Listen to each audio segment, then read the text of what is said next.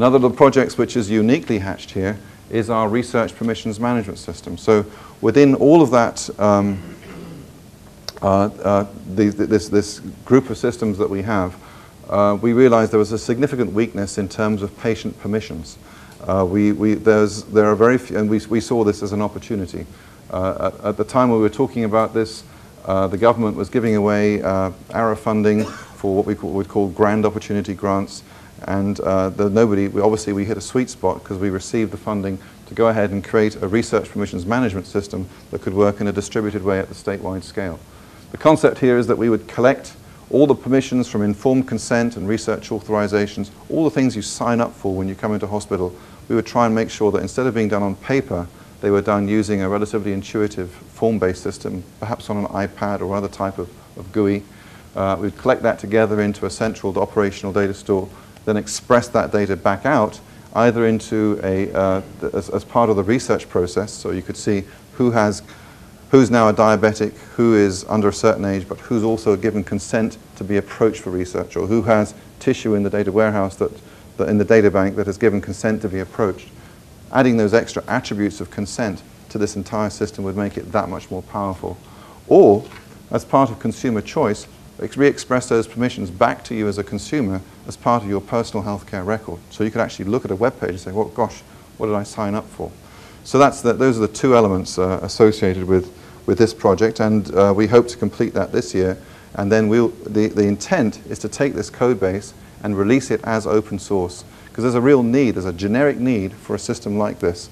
And we've done it with, I think, with good contractors. We've used SAIC, our own team, Recombinant, pulled together quite a nice cohesive project. There's been a lot of community, LC, ethical, legal, and social issues involvement. So we've looked at this from a very broad perspective, and we think that we can actually express this and try to use it as a best practice way of starting an open source project. So that's one of the elements that we would like to do here.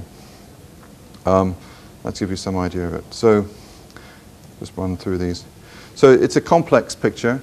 We've used a lot of open source tools to pull this together. You can see we're involved on the left-hand side of this. There is the data warehouse component, and there's an opportunity in that to get involved in health information exchange. We've got a tremendous real-time resource of clinical data in the state all coming into one pot.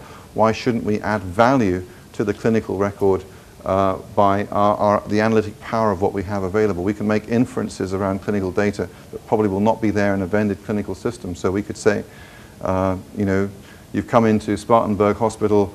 This is the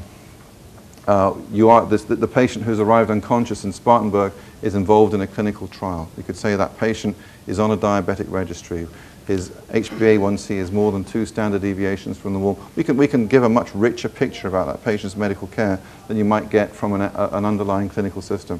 But on the other hand, we also have an entire research underpinning to the system based around a couple of open source projects, an I2B2 data warehouse, and we hope one time the marriage of this with tissue. And we had bet on CABIG to be the elements that would give us that. In the process, we've formed some very significant collaborations, as you can see here, with industry at the top, and very specifically with partners in the CTSA community, from Harvard to UConn to Partners to Duke, UCSF, UC Davis, Vanderbilt. These sorts of collaborations are the things that are making these very rich and powerful applications, helping us along our way to get these things done. The vision, and I've borrowed one from John Speakman here, is that our system, as we put together this engine, I wouldn't say secondarily, but almost as it's certainly not an afterthought, but it's made us coalesce very carefully what is the purpose of all of this. And the purpose, of course, in the end, is to have an improvement in healthcare, to use this analytics power to actually affect outcomes and change healthcare practices, to enable best practice and evidence-based medicine to become pervasive in the state. So this learning cycle that John and CABIG are so careful to promote, we think is an absolutely fantastic idea. So we see our engine and are positioning our engine as the focus of a learning healthcare system, actually a virtual learning healthcare system in the state of South Carolina. So that is how we've pitched our next round of grant funding. We have to make the connection between this analytics piece that we've created and healthcare on the ground throughout the state. And so this is the next stage of evolution of what we're trying to do. So bringing it back to a little bit of relevance, back to open source again, and from this little travelogue, we've been tremendously reliant on the shoulders of those giants we talked about, the I2B2s, the Profiles, the Red Caps and CA Bigs. Unfortunately, those are not full open source projects, and you can, as you look at them and are involved with them, you can see the vulnerabilities that they have. They're incredibly dependent on grant funding. They're very dependent on individuals to push them forward. They are, as such, they're also they are quite vulnerable in those terms, and yet they are the underpinning technologies that we have.